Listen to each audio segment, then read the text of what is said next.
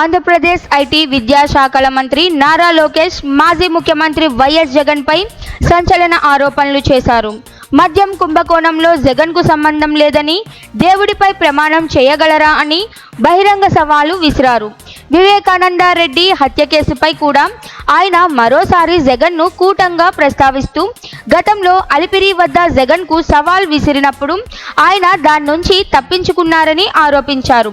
చంద్రబాబు తలుచుకుంటే జగన్ను 2 నిమిషాల్లో జైల్లో వేయించవచ్చని వ్యాఖ్యానించిన లోకేష్, అయినా తమ ప్రభుత్వానికి కక్ష సాధింపు ఉద్దేశం లేదని స్పష్టం చేశారు.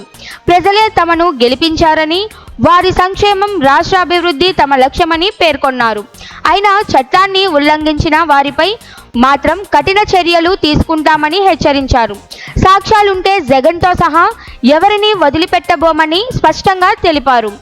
లోకేష్ వ్యాఖ్యలు జగన్ ప్రభుత్వ హయాంలో జరిగిన వ్యవహారాలపై దర్యాప్తు ముమ్మరంగా కొనసాగించబోతున్నాయని సంకేతాలు ఇస్తున్నాయి. మద్యం కేసులో త్వరలో ఛార్జ్ షీట్ దాఖలవుతుందని, మనీ లాండరింగ్ ఆరోపణలు కూడా ఉన్నాయని వెల్లడించారు.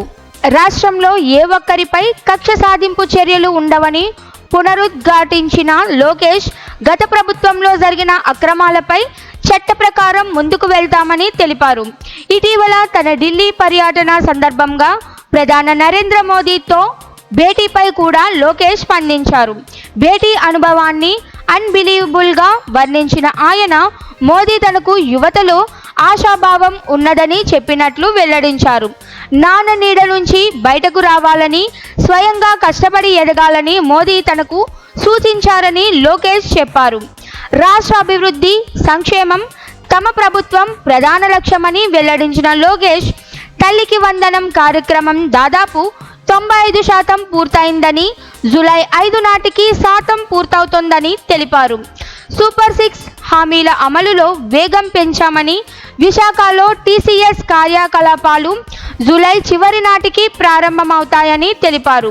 గత ప్రభుత్వంలో పెట్టిన తప్పుడు కేసులను ఎత్తివేసేందుకు చర్యలు తీసుకుంటున్నామని, ఉపాధి హామీ పెండింగ్ బిల్లుల క్లియరెన్స్కు 2,000 కోట్ల రూపాయలు విడుదల చేశామని వివరించారు.